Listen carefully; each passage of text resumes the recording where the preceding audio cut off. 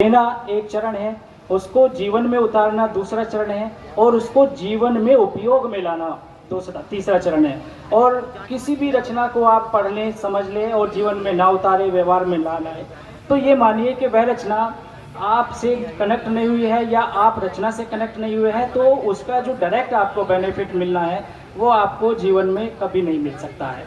तो ये मेरी शुरुआती शिक्षा के दौरान जो सबसे पहले प्रभावित करने वाला श्लोक था। फिर बाद की जो हायर एजुकेशन हुई, एक कथन मैंने, बहुत महत्वपूर्ण कथन है, आप सब लोगों ने सुना होगा, वो पढ़ा और उससे कुछ नया रचने की तरफ जो प्रेरणा का जो मुझे आभास मिला, संकेत मिला, वो मैं आपसे शेयर करना चाहता हूँ। नेपोलियन बोनापार्ट का एक बहुत महत्वपूर्ण कथन है, there is no word impossible in my dictionary. लेकिन मैं ये कहता हूँ कि यदि आप विचार करते हैं, जब आप कोई चीज़ पहली पढ़ लेते हैं तो आपकी यात्रा यहीं शुरू नहीं हो जाती है। कोई व्यक्ति, कोई पुस्तक आपको जहाँ लाकर छोड़ती है, आपकी कायदे में यात्रा वहाँ से शुरू होती है। आप वहाँ से आगे क्या सोच पा रहे हैं, किस रूप में सोच पा रहे हैं, किस दृष्टि से आप सोच पा रहे हैं, अगर आप उस तरफ वर्क नहीं कर रहे हैं तो एक दिन आपकी भी यात्रा उस विचारक या उस पुस्तक के अंतिम चरण तक ही ठहर जाएगी।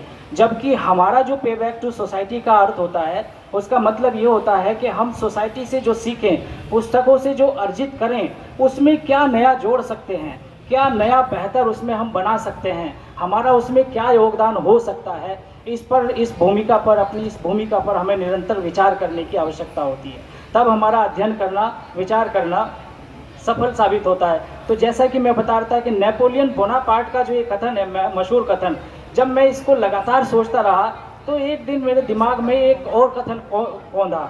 इस कथन के बरक्स कह लीजिए, आप उसको आगे का चरण कह सकते हैं।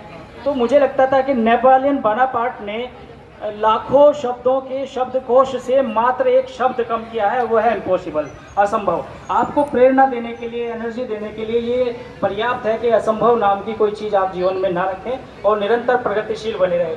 लेकिन मुझे एक कथन और सरल लगा कि लाखों शब्दों में से आप यदि सारे भी शब्द हटा दें और जीवन को विकास पथ पर आगे ले जाने के लिए इच्छुक हैं, तो आपके लिए 2 शब्द भी पर्याप्त हो सकते हैं। और वे 2 शब्द जो है, मैंने नेपोलियन बोनापार्ट के कथन के समानांतर कुछ इस तरह रखे। वे शब्द थे जो मैंने अपने जीवन में खुद भी फॉलो किए, अपनाए, और आज मैं उन्हीं शब्दों की बदौलत आपके बीच यहाँ खड़ा हूँ।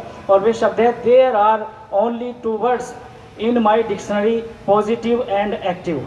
पॉजिटिविटी और एक्टिविटी, सक्रियता और सकारात्मकता, जीवन में ये 2 चीज़ें ऐसी हैं, यदि आपने इनको फॉलो किया तो मुझे नहीं लगता है कि कोई भी मंजिल, कोई भी सफलता, कोई भी कार्य आपको असंभव लगेगा। नेपोलियन बोनापार्ट वाले शब्द को, तो आपको हर परिस्थिति में पॉजिटिव रहना सीखना चाहिए, हर परिस्थिति में अपने कार्य को करते रहने की सक्रियता बनाए रखनी चाहिए और पॉजिटिविटी उसकी पहली शर्त है। तो इस तरह से आप रचनात्मक सफ़र को बाकायदा तय कर सकते हैं।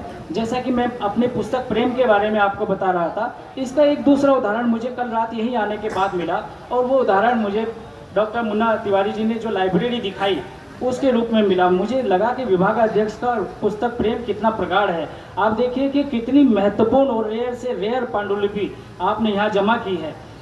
आज हम देखते हैं कि जो टेक्नोलॉजी का दौर है, उसमें शुरुआत में जब ये खेप आई, फेसबुक क्रांति, व्हाट्सएप क्रांति, तो